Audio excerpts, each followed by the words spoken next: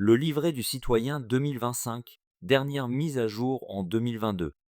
Vous avez souhaité déposer une demande d'acquisition de la nationalité française et vous manifestez ainsi votre volonté de rejoindre la communauté nationale, de respecter ses valeurs et de l'enrichir. L'assimilation à la communauté française implique une maîtrise de la langue française correspondant au niveau B1 oral et écrit, du cadre européen commun de référence pour les langues, une connaissance suffisante de l'histoire, de la culture et de la société française ainsi qu'une adhésion aux principes et valeurs de la République. Pour les besoins de la procédure, vous serez prochainement convié à un entretien en préfecture, en sous-préfecture ou en consulat afin d'évaluer votre degré d'assimilation à la communauté nationale. Cet entretien sera l'occasion d'échanger sur votre connaissance de la société française et de ses principes et valeurs essentielles. L'entretien sera également l'occasion d'apprécier votre adhésion à ces principes et valeurs qui s'expriment par leur respect et leur mise en œuvre dans tous les moments de la vie quotidienne au sein de la famille ou de la société. Ce livret, sans être exhaustif, regroupe des exemples de connaissances attendues de tout candidat à la naturalisation. Vous êtes invité à étudier ce document avant l'entretien pour préparer au mieux cet échange. La France est une démocratie. Le président de la République, les parlementaires, les maires sont élus au suffrage universel. Cela signifie que tous les citoyens, hommes et femmes ayant au moins 18 ans et disposant de leurs droits civils et politiques, ont le droit de voter et de se présenter aux élections dans les conditions fixées par la loi. Les principes de la République sont une conquête de l'histoire.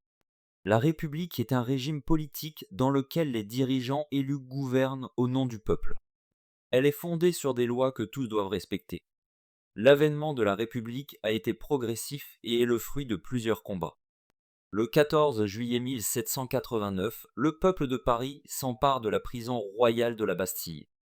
Un an plus tard, le 14 juillet 1790, lors de la fête de la Fédération, cette date du 14 juillet est devenue la date de la fête nationale. À cette époque a été composé l'hymne national, la Marseillaise. La Marianne est devenue le symbole de la République. Sa statue, placée dans toutes les mairies, rappelle la Révolution française. Le drapeau tricolore, bleu, blanc, rouge, date également de la Révolution. La langue de la République est le français. La République garantit le respect des principes de liberté, d'égalité et de fraternité. Ces trois mots constituent sa devise. La liberté. Les libertés fondamentales sont garanties. Liberté de penser, liberté de croyance, liberté de s'exprimer, liberté de se réunir, etc. La République est installée de façon stable en 1875. Dans les années 1880, une loi garantit la liberté de la presse. L'école primaire devient obligatoire et l'école publique devient gratuite et laïque. Aide-mémoire. Avez-vous le droit de tout dire, de tout exprimer publiquement? Oui, la liberté d'expression est un droit fondamental. Cependant, elle a des limites pour respecter les droits des autres. Il est ainsi interdit de diffuser des injures, des propos diffamatoires, des provocations à la haine ou de faire l'apologie de crimes contre l'humanité. L'égalité. Tous les citoyens ont les mêmes droits et les mêmes devoirs quel que soit leur sexe, leur origine, leur religion, leurs opinions ou leur orientation sexuelle. La Déclaration des droits de l'homme et du citoyen, voire à la fin du livret, date de la Révolution française de 1789. Elle assure la liberté et l'égalité de tous les citoyens. La loi accorde les mêmes droits aux femmes et aux hommes. Aide-mémoire. L'administration peut-elle refuser la nationalité française à une personne ne respectant pas l'égalité femmes-hommes? Oui, même si cette personne est mariée avec un Français ou une Française. L'égalité entre les femmes et les hommes fait partie des valeurs essentielles de la République. L'adhésion à ces valeurs est évaluée au cours de l'entretien réglementaire. Fraternité. La France est fondée sur la volonté de vivre ensemble des citoyens français. Cette volonté se traduit par la solidarité entre les citoyens. Depuis 1945, le système de sécurité sociale, financé par les cotisations sociales versées en France par les employeurs, les salariés et les non-salariés, ainsi que les impôts, est une illustration de ce principe de fraternité. La France condamne les discriminations fondées sur un motif prévu par la loi et qui entraînent une différence de traitement. Exprimer des opinions racistes à travers des propos ou des actes est répréhensible. Aide-mémoire. Un employeur ne peut refuser d'embaucher un salarié en raison de ses origines, de son âge, de son handicap, de son appartenance à une ethnie ou à une religion, de son sexe ou de son orientation sexuelle. Toute décision, embauche, promotion, etc.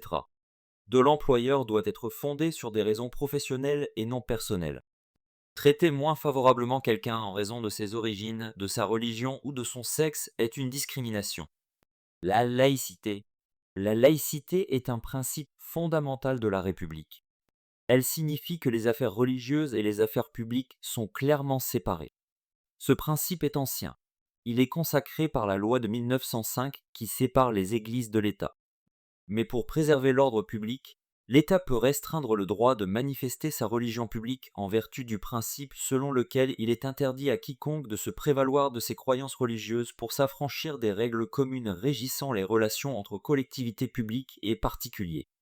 Conseil constitutionnel, 19 novembre 2004.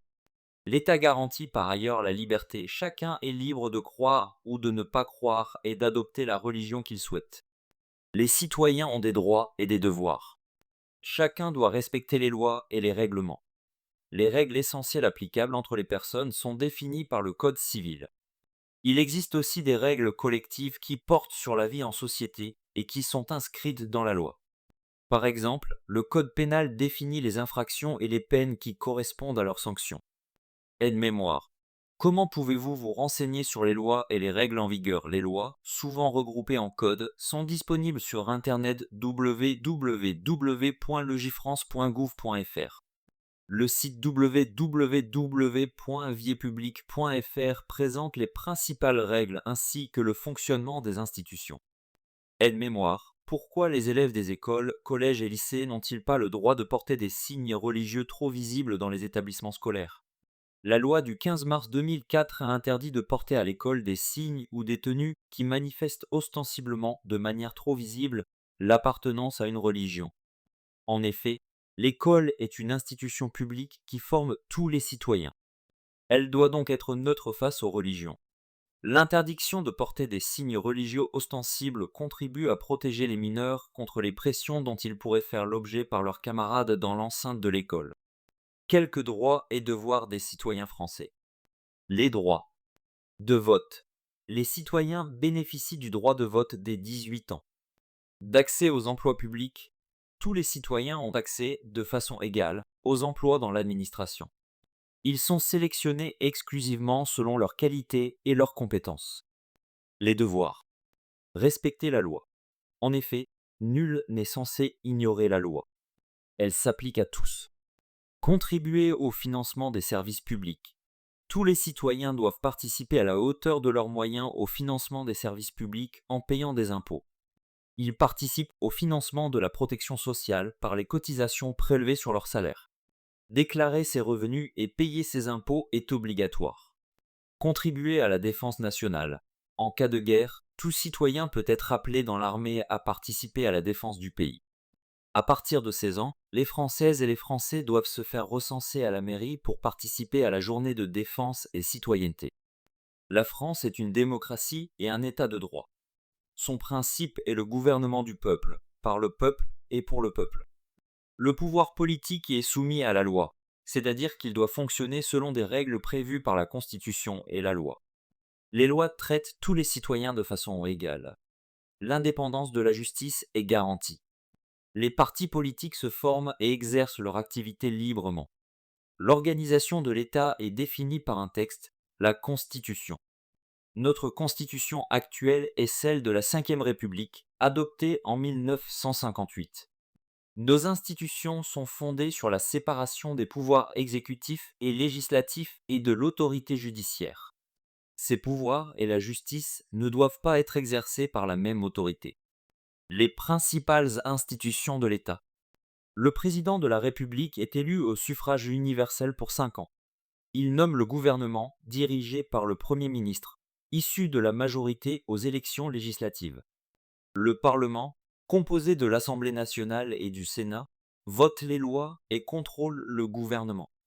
Les députés à l'Assemblée nationale sont élus tous les 5 ans lors des élections législatives. Les sénateurs sont élus au suffrage universel indirect pour un mandat de 6 ans. La justice est rendue par les juges. Elle règle les litiges entre les particuliers ou les entreprises et entre les citoyens et l'administration. Elle sanctionne les infractions, règles de droit par des peines prévues par la loi, exemple, emprisonnement, amende, etc., ou les textes réglementaires. Citoyens, tous les Français et Françaises âgés de plus de 18 ans et qui n'ont pas été privés du droit de vote par une décision de justice. Élise, région, conseillers régionaux élus pour 6 ans. Département, conseillers départementaux élus pour 6 ans. Commune, maire, conseillers municipaux élus pour 6 ans. Ils élisent les sénateurs. Citoyens élisent Parlement qui vote les lois au nom du peuple. Il est composé de Assemblée nationale, Sénat qui contrôle le gouvernement. Les citoyens élisent le président de la République élu pour 5 ans qui nomme le Premier ministre. Le gouvernement détermine et conduit la politique de la nation. Au niveau local, 3 collectivités exercent des compétences en application des lois de décentralisation. La commune. La France compte 34 965 communes au 1er janvier 2021. Elles sont administrées par un maire et un conseil municipal. Elles sont responsables notamment des écoles maternelles et primaires, des activités sportives et culturelles, de l'entretien de la voirie communale. Elles tiennent l'état civil, c'est-à-dire qu'elles enregistrent les naissances, les mariages, les décès. Elles sont regroupées en intercommunalités, communautés de communes, métropoles, etc. Le département. La France compte 101 départements. Ils sont administrés par les conseils départementaux. Ils sont responsables notamment des collèges, de la protection de l'enfance, de l'aide aux personnes âgées. La région. Les 13 régions métropolitaines sont administrées par les conseils régionaux. Elles sont chargées notamment des transports publics, de la formation professionnelle, de la construction et de l'entretien des lycées. L'outre-mer. La France compte 12 territoires d'outre-mer. 5 sont à la fois des départements et des régions, Guadeloupe, Guyane, Martinique, Mayotte et La Réunion. 7 sont des collectivités d'outre-mer, Nouvelle-Calédonie, Polynésie française, Saint-Barthélemy, Saint-Martin, Saint-Pierre-et-Miquelon, terre australe et antarctique française et Wallis et Futuna. Dans les départements et les régions de métropole et d'outre-mer, l'État est représenté par les préfets ou par les hauts commissaires dans certaines collectivités d'outre-mer. Le fonctionnement et les valeurs de la société française trouvent leur origine dans son histoire. Les éléments qui suivent ne visent pas à résumer toute l'histoire de France, mais à présenter quelques étapes majeures de sa construction, ainsi qu'à rappeler quelques événements qui font partie de la mémoire nationale. Préhistoire 18000 et 15000 avant Jésus-Christ. La grotte de Lascaux, l'une des plus importantes grottes préhistoriques en France. Elle est connue pour la qualité de ses peintures. Salle des taureaux, cheval brun et crinière noire entre les deux grandes représentations d'oraux de la paroi de gauche. Antiquité, 50 avant Jésus-Christ. À partir des années 50 avant Jésus-Christ, l'installation des Romains a eu une influence durable, car les populations locales adoptent leur mode de vie et la culture latine. Le théâtre romain d'Orange dans la vallée du Rhône. Moyen Âge, 5e siècle, Clovis, 466-511, unifie les royaumes de différents peuples francs. C'est une étape importante dans la construction de l'unité du territoire français. Il adopte la religion chrétienne. 15e siècle, Jeanne d'Arc, 1412-1431. Pendant la guerre de 100 ans contre l'Angleterre, cette jeune paysanne conduit les troupes françaises à la libération d'une partie du territoire français. Cette héroïne nationale incarne le courage au service de la France.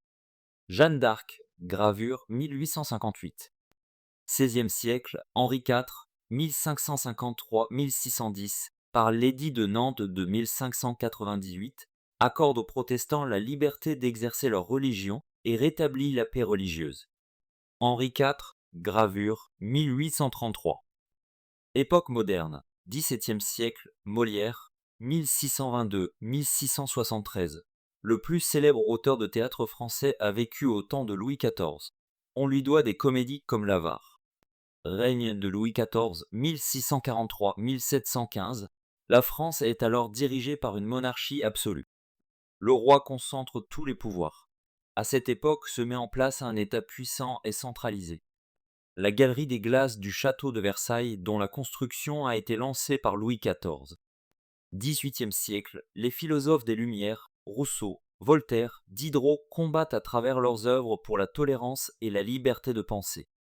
Révolution française, la Révolution française, en 1789, le peuple se révolte contre la monarchie absolue. En 1792, la Première République est proclamée. Cette période est à l'origine de nos valeurs républicaines, avec la Déclaration des droits de l'homme et du citoyen de 1789. La fête de la Fédération, le 14 juillet 1790, commémore la prise de la Bastille et célèbre l'unité de la nation. Empire, Napoléon Ier, 1769-1821, dirige la France pendant près de 15 ans. Il mène de nombreuses guerres en Europe. On lui doit notamment le Code civil. 1848, abolition de l'esclavage. Constitution d'un vaste empire colonial, à partir des années 1830, souvent par des guerres de conquête, principalement aux Antilles, en Afrique et en Asie.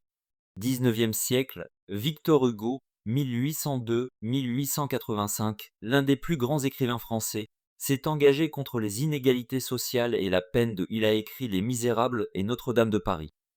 Naissance de la Troisième République, 1875.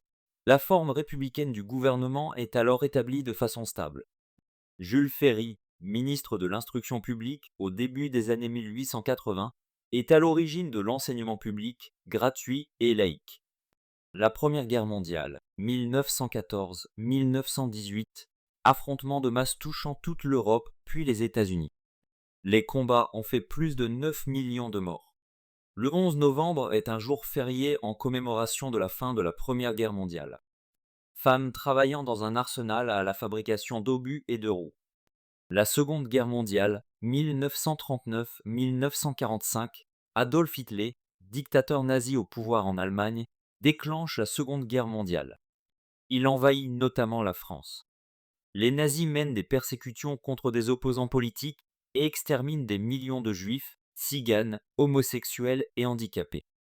Les historiens estiment que la guerre a fait plus de 50 millions de morts, dont une majorité de le 8 mai est un jour férié en commémoration de la fin de la Seconde Guerre mondiale.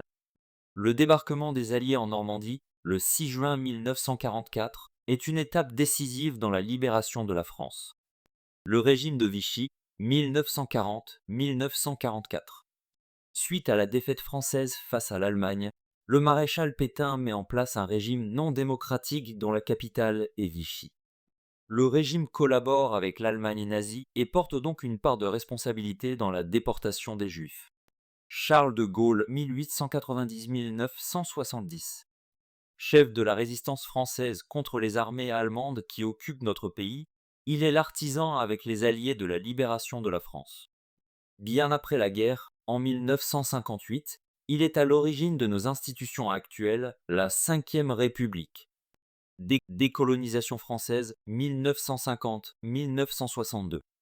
Dans les empires coloniaux européens, les peuples revendiquent leur indépendance. La décolonisation française débute en Asie et s'étend à l'Afrique. Ce processus a donné lieu à des guerres comme celle d'Indochine et d'Algérie. Traité de Rome 1957. Instaure la communauté économique européenne entre 6 pays d'Europe, dont la France. Son objectif est d'établir une union étroite entre les peuples européens. La construction européenne a fortement contribué à installer la paix en Europe. Le drapeau européen, constitué de 12 étoiles, symbolise les idéaux d'unité et d'harmonie entre les Européens. Mais 1968. Le mouvement social est initié par des étudiants. Il s'étend aux salariés et au monde ouvrier. Ces grèves et ces manifestations sont parmi les plus importantes du XXe siècle. L'âge de la majorité est fixé à 18 ans, 1974. Loi sur l'interruption volontaire de grossesse, 1975. Préparée par Simone Veil. Elle autorise l'avortement. Abolition de la peine de mort en France, 1981. Au fil de son histoire, de nombreuses personnes sont venues s'installer et vivre en France. Beaucoup ont fait le choix de la nationalité française. Elle représente une richesse pour notre communauté. Nombre de grands noms ont ainsi contribué par leur talent au rayonnement de la France. Guillaume Apollinaire, 1880-1918. Né d'une mère russe et d'un père suisse, on doit notamment à ce poète les recueils Calligramme et Alcool. Joséphine Baker, 1906-1975. D'origine américaine, elle est la première chanteuse, danseuse et meneuse de revues noires reconnue. Elle s'illustra dans la Résistance lors de la Seconde Guerre mondiale. Valérie Benguigui, 1961-2013. D'origine algérienne, cette actrice a tourné dans plusieurs films, Le Prénom et séries télévisées, Avocate et Associée. Marc Chagall, 1887-1985. Peintre d'origine russe, on lui doit notamment la décoration du plafond de l'Opéra Garnier de Paris. Georges Charpak, 1924-2010. Ce physicien d'origine polonaise, pionnier de l'imagerie biomédicale et de la détection des particules, reçoit le prix Nobel de physique en 1992. André Chédid, 1920-2011. Née en Égypte, au Caire, d'une mère syrienne et d'un père libanais, c'est une femme de lettres et poétesse française. Marie Curie, 1867-1934. Physicienne née en Pologne, on lui doit la découverte de la radioactivité au début du XXe siècle. Elle est inhumée au Panthéon. Dalida, 1933-1987. Chanteuse d'origine égyptienne, ses succès populaires sont très nombreux. Bambino, il venait d'avoir 18 ans, laissez-moi danser. Léon Gambetta, 1838-1882. Petit-fils d'un commerçant italien, fervent républicain, il aide la France à se relever après la défaite de 1870. Il est un des pères de la Troisième République. Romain Gary, 1914-1980. D'origine russe, c'est le seul écrivain à recevoir le prix Goncourt à 2 reprises. La première fois en 1956, sous son vrai nom pour Les Racines du ciel. La seconde en 1975, sous le pseudonyme d'Émile Ajar pour La vie devant soi. Françoise Giraud, 1916-2003. D'origine suisse, cette personnalité majeure de la presse française, cofondatrice de l'Express, a été 2 fois secrétaire d'État. Vassili Kamdinsky, 1866-1944. Peintre d'origine russe, il est l'un des fondateurs de l'art abstrait. Joseph Kessel, 1898-1979. Ce grand reporter et romancier, né en Argentine, est élu membre de l'Académie française en 1962. Myriam Megba, 1932-2008. Cette femme engagée dans la lutte contre l'apartheid est la première chanteuse sud-africaine, Pata Pata, à obtenir un Grammy Award. Alain Mimoun, 1921-2013. Athlète d'origine algérienne, cet ancien combattant de la Seconde Guerre mondiale a remporté le marathon des Jeux olympiques en 1956. Georges Moustaki, 1934-2013. Chanteur d'origine italo-grecque, à partir des années 1960, il s'affirme comme l'un des grands noms de la chanson française. Haroun Taziev, 1914-1998.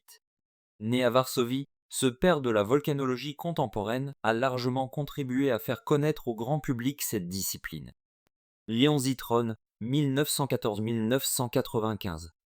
Né en Russie, ce journaliste deviendra célèbre grâce aux émissions qu'il anime ou co-anime, Interville, Tour de France, commentateur de grands événements. Aide-mémoire. Seules sont mentionnées ici des personnes naturalisées. Beaucoup d'autres auraient pu être cités. Par ailleurs, la France connaît de nombreux talents parmi des Français issus de l'immigration comme Michel Platini, Zinedine Zidane, Jamel Debbouze, Gad Elmaleh, Marianne Day, etc. Les citoyens français sont des citoyens européens. La France est l'un des pionniers de la construction européenne. En 1957, elle est l'un des membres fondateurs de la Communauté économique européenne. En 1992, l'Union européenne est créée, qui associe plus étroitement les États membres. Aujourd'hui, l'Union compte 27 États membres, qui partagent des principes démocratiques. La Charte des droits fondamentaux de l'Union européenne, adoptée en 2000, garantit les droits des personnes. Depuis 1992, les citoyens français sont aussi citoyens européens. Ils votent aux élections du Parlement européen tous les 5 ans. Ils sont libres de circuler, de travailler, d'étudier, de s'installer dans les autres pays de l'Union européenne. Dans ce cas, ils peuvent voter aux élections locales du pays dans lequel ils sont installés. Depuis 2000, la France partage avec 18 autres pays membres de l'Union européenne une monnaie unique, l'euro. La France est la sixième puissance économique mondiale. La France est membre de nombreuses organisations internationales.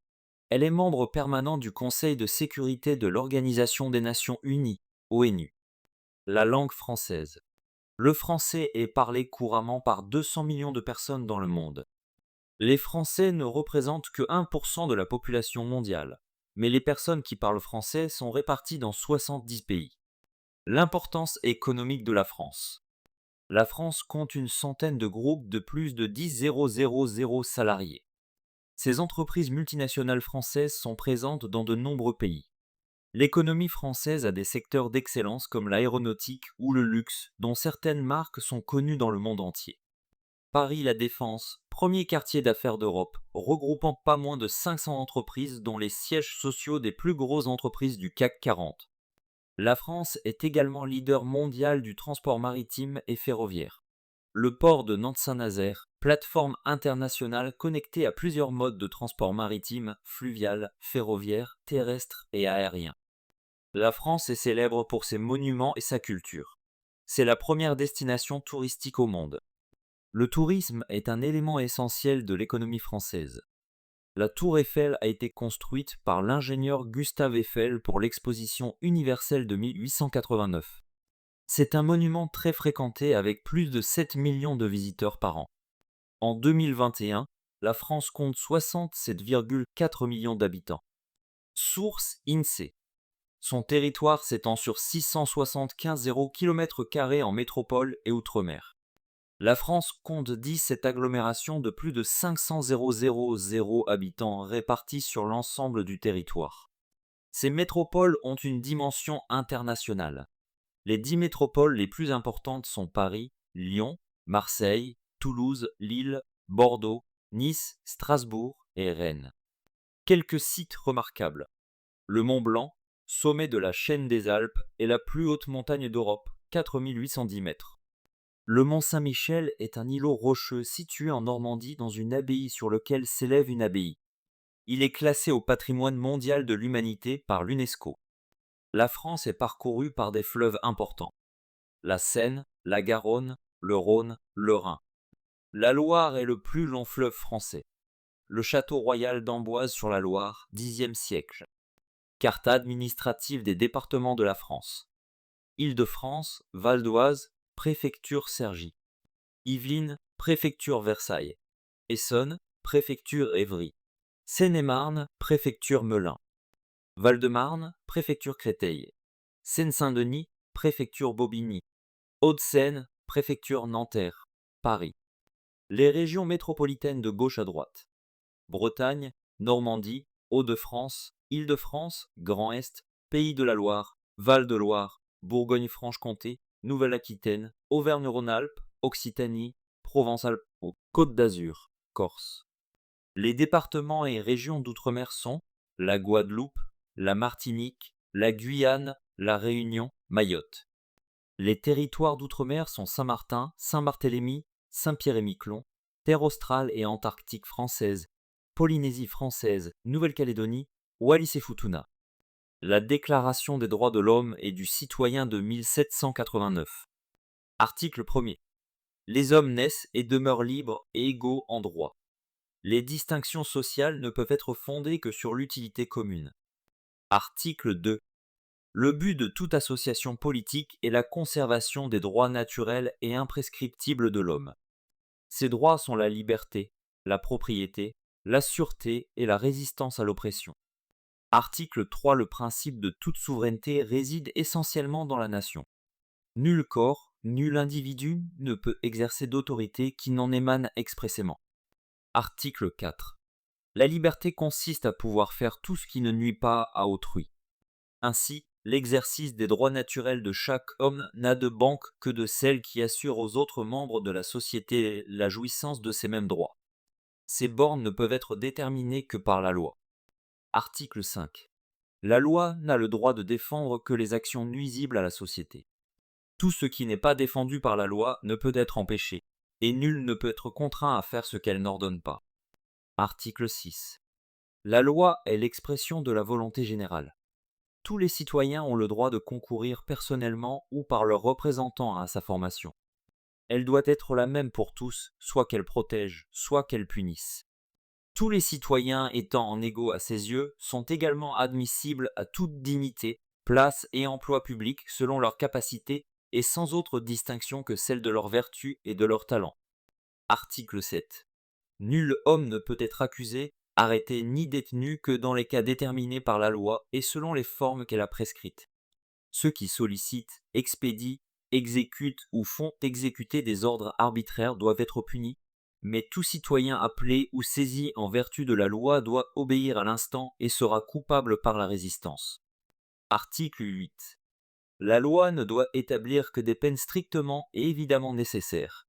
Nul ne peut être puni qu'en vertu d'une loi établie et promulguée antérieurement au délit et légalement appliquée. Article 9. Tout homme étant présumé innocent jusqu'à ce qu'il ait été déclaré coupable, s'il est jugé indispensable de l'arrêter, toute rigueur qui ne serait pas nécessaire pour s'assurer de sa personne doit être sévèrement réprimée par la loi. Article 10. Nul ne doit être inquiété pour ses opinions, même religieuses, pourvu que leurs manifestations ne troublent pas l'ordre public établi par la loi. Article 11. La libre communication des pensées et des opinions est un des droits les plus précieux de le tout citoyen peut donc parler, écrire, imprimer librement, sauf à répondre de l'abus de cette liberté dans les cas déterminés par la loi. Article 12. La garantie des droits de l'homme et du citoyen nécessite une force publique. Cette force est instituée pour l'avantage de tous, et non pour l'utilité particulière de ceux auxquels elle est confiée. Article 13. Pour l'entretien de la force publique et pour les dépenses d'administration, une contribution commune est indispensable. Elle doit être également répartie entre tous les citoyens en raison de leurs facultés. Article 14. Tous les citoyens ont le droit de constater, par eux-mêmes ou par leurs représentants, la nécessité de la contribution publique, de la consentir librement, d'en suivre l'emploi et d'en déterminer la quotité, l'assiette, le recouvrement et la durée. Article 15. La société a le droit de demander compte à tout agent public de son administration. Article 16. Toute société dans laquelle la garantie des droits n'est pas assurée, ni la séparation des pouvoirs déterminée, n'a point de constitution. Article 17. La propriété étant un droit inviolable et sacré, nul ne peut être privé, si ce n'est lorsque la nécessité publique, légalement constatée, l'exige évidemment et sous la condition d'une juste et préalable indemnité. Merci d'avoir écouté. Vous pouvez aussi écouter pendant vos trajets en podcast sur Spotify. Vous aurez le lien en description.